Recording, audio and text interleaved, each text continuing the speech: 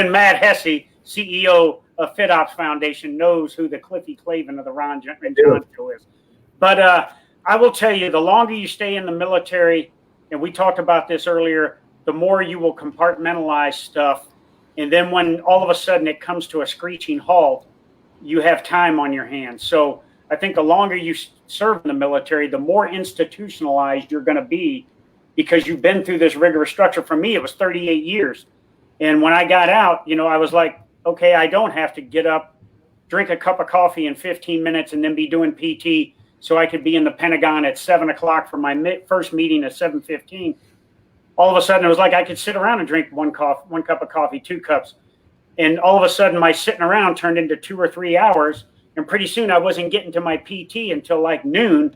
and all of a sudden everything was going to the right on me, and I was not feeling like I was purposeful again and structural.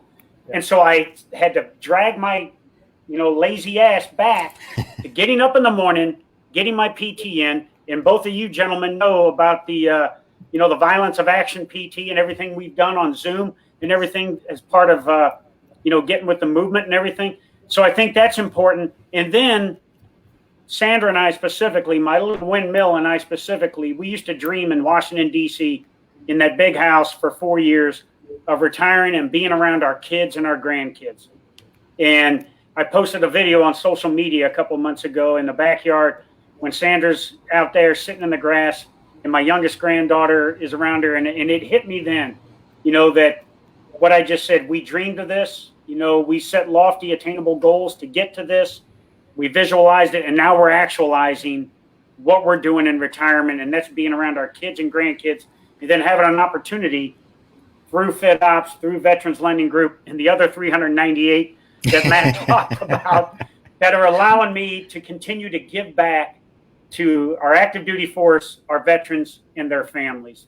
So that's my answer to that. Great question. But I'll tell you, Ron, I think we got to hit Matt with some rapid fire. What do you think? I think it's that time. Brother. Why don't you kick it off for us? He's got his guard up and everything. Yeah, he does. So let me go ahead.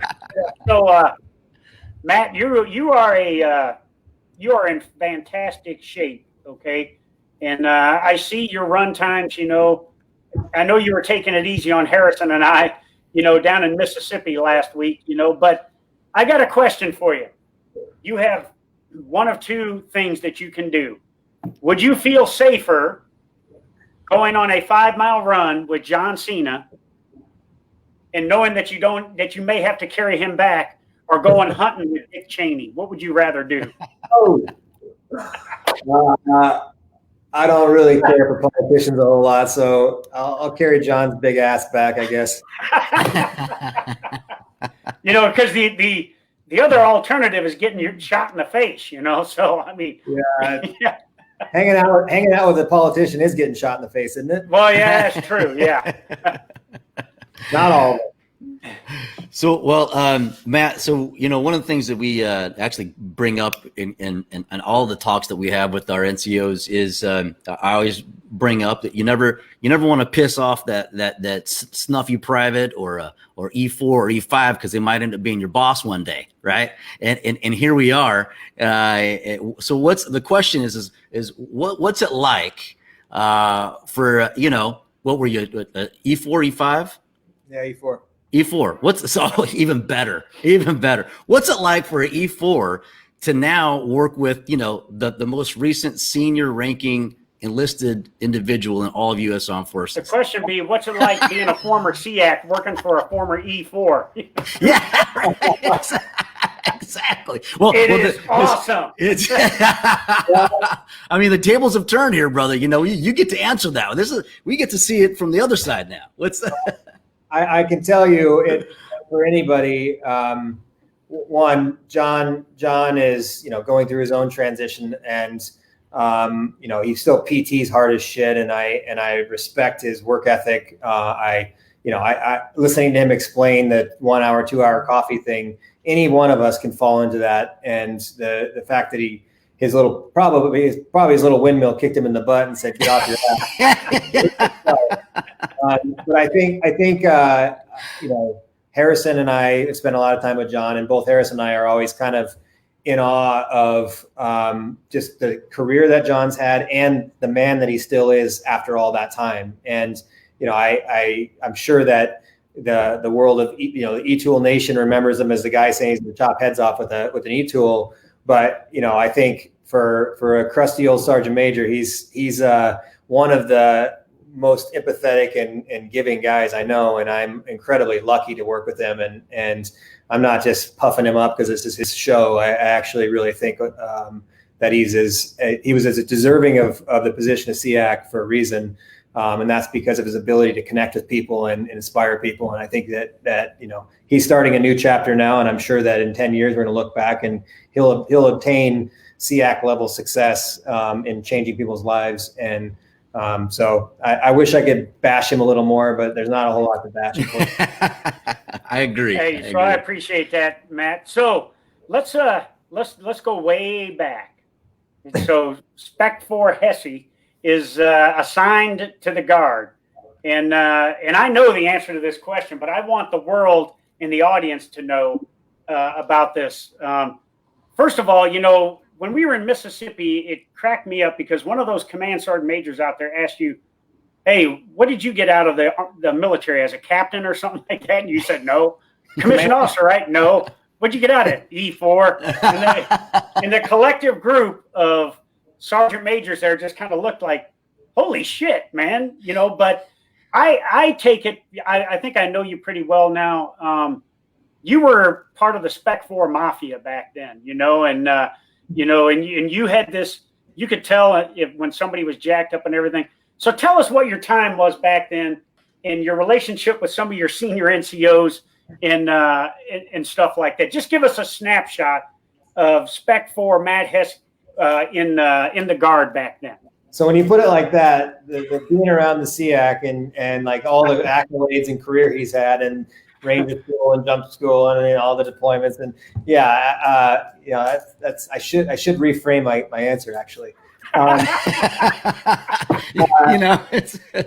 We just ask the questions. You control the answer. My experience in the military would be called a fall from grace. I enlisted, trained to go, was the honor graduate of my basic training class. Was expecting, I did what's called a split op, which is you go to basic training your junior year. Yep. So I was just 17 when I went to basic training, like literally like a month. So I was in there with 20-year-old, 30, Yep. 25-year-olds, and I just excelled at it. I wasn't the guy that was I wasn't strategic necessarily in not being the guy that was in focus, but I just crushed everything in basic training and was enough of a leader that I ended up the honor graduate.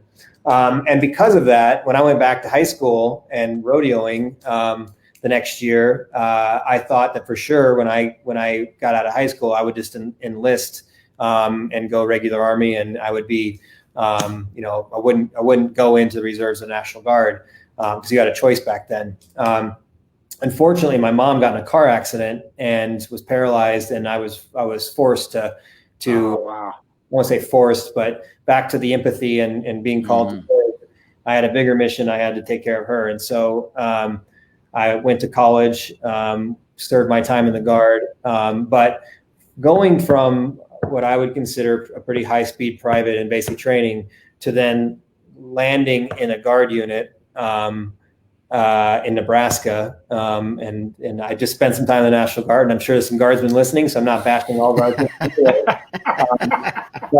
But this was a small town in Nebraska with a crusty old first sergeant, with a whole series of NCOs who basically hadn't passed a PT test in 10 years.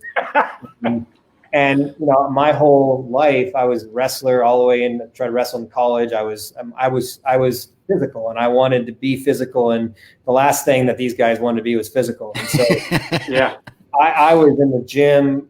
We had a weight room. I was in the weight room before everybody got up. I was like Mr. Fitness, and my platoon leader was a real. He was the kind of guy that resented success, and the definition of a bad leader, in my opinion. Professional 𝘬𝘫. Yeah, and I did not intend to do this, I could promise you, but I ended up accidentally dating his daughter. And oh. Now, when I say dating, I just mean like I kind of dated her. I got a date with the LT's daughter. This is great. I made the mistake of bragging about it and cracking some jokes, and he got the last laugh. Let's just say that. I had to go reclass MOS. I went in with an artillery battalion, so I went reclass as an 11 Bravo. literally kicked me out and was like, I don't care who fucking takes this guy. He's not in my platoon anymore. Yeah. And so, you know, that there was a captain actually in that unit who was a great guy, and he recognized what was happening and allowed me some liberties that kind of sidestepped that guy, and I was able to finish out my 4 years. And honestly, like I got out, I think 2 months before the towers got hit. And you know, I just started my first business. I had, you know, moved to Kansas, and when that happened, you know, I was sort of locked into, I couldn't re-enlist. I took all the money, the savings I had, and went down to the fire department and bought them all dinner and drinks or donuts every day. And I tried to serve in whatever way I could, but I never stopped thinking about all you guys that were serving. And, you know, there is something, you can see the emotion in me now. There's something that just, that time in my life, and you know, I there's not a day that went by that I wasn't thinking about all those guys that I had served with that were over there. And yeah, it just I don't necessarily understand the emotion that creates, and I feel it an incredible amount of it right now. But that time in my life, and the transition and the time I got to spend building a business is now why I am so focused on helping those who are coming back now transition and have success also. So I know rapid fire is supposed to be fucking fun, and I just screwed it up. No, it's great, man. And but thank you for sharing that. And that, it's, you know, it's good to see, man. One thing that we always say is we always keep it real here. We keep it raw, and, you know, we welcome it all. Emotion, you know, that whatever knee-jerk reaction that we have on here, because that's what people want to see. That's what they deserve is really what's going on. You know, fuck the bullshit, put that aside, leave our armor at the door, and come here and be vulnerable on the show for a little bit so we can let everybody know that we're real people, you know? So thank you for that, man. Thank you. Roger that. Appreciate it. Hey, Matt, unfortunately, we're about out of time here, but I just want to say, you know, that, you know, when I left the military after 38 years, I just wanted to be around like-minded people. And I'll say this in front of both of you gentlemen, and I found it. You know, I met Ron in a shit house at Veterans Lending Group headquarters. All right. He told me he was at the urinal next to me, Matt, and he told me I had a nice watch on. Right? You know, I was standing on the left. It was on his right hand. I mean, I had to look over. But and then Matt, certainly, you know, the work that you do and being around you and just watching you, how you operate, it's just a treat for me, and that I get to have a front row seat, a box seat next to seeing you operate and how you're getting after it, and both you gentlemen's passion. It's just an honor to be around it. But Matt, thank you for being on here today. And again, folks, www.fitops.org. Go to the website if you're interested. If you want to donate, there also is you can click on there too as well. It's a great foundation, and I'm just honored to be a part of it. So, Matt, thank you so much for being here, brother. And I'll see you again real soon. Thank you, boys. Appreciate it. Yeah. Thank you, Matt. Appreciate it. And thanks for watching another Ron and John show. Brought to you by Veterans Lending Group, where we are licensed in all 50 states, and we can ETS, PCS, and retire wherever it is that you are. And be sure to check out our education series, VA Home Loan Bootcamp, where yours truly is your instructor on the VA Home Loan Bootcamp 2.0, as well as how to build generational wealth using your VA Home Loan benefit, credit building strategies, refinance options, as well as classes for real estate agents on how to better serve military clients. And with that, I want to put out an announcement that next week, we have a shift. We're shifting to the right. We are going to be kicking off the Ron and John show on Thursdays, same time at 4 p.m. Pacific. But we will be kicking it off next Thursday, October 1st. That's our first shift, right, brother?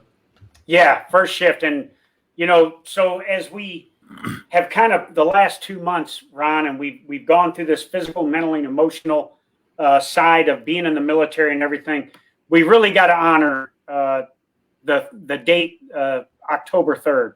Absolutely. Because on October 3rd, 1993, you know, in Mogadishu, Somalia, was a very bad, tragic, but glorious day in our military history. And we're going to honor those folks that fought on October 3rd with Operation Gothic Serpent. And right. so we're going to have a couple of vets on from that. That's right. And we look forward to talking not only about that, but also, you know, the coming home part and everything of deployments and stuff like that. Should be a great show, brother. I'm looking forward to it. It should be, brother. You know, that for me, that was my 9/11, if you will. And it also so happens to be a bittersweet day because that's also my birthday. So, you know, it's like it's all these things kind of happen that day. But, you know, I'm really looking forward to that. And, you know, being able to be on the show with guys when I was, you know, 16, 17 years old, looking at the screen that were, you know, in the shit. And here they are. And I get to call them brother now these days. So it's going to be awesome. So with that, make sure you tune in next week. You got to get it. Hey, my Indonesian battle axe, man. If you ever want to do some PME hard there, audience, and you want to get some violence of action in with me and Ron, come on in, grab your favorite weapon, and we will proceed to beat the shit out of something. Absolutely. Absolutely. With that, everybody, stay strapped. Don't get clapped. You don't get clapped. And we'll see you next week. Boom. We'll see you next week. All right. Have a great week, everybody.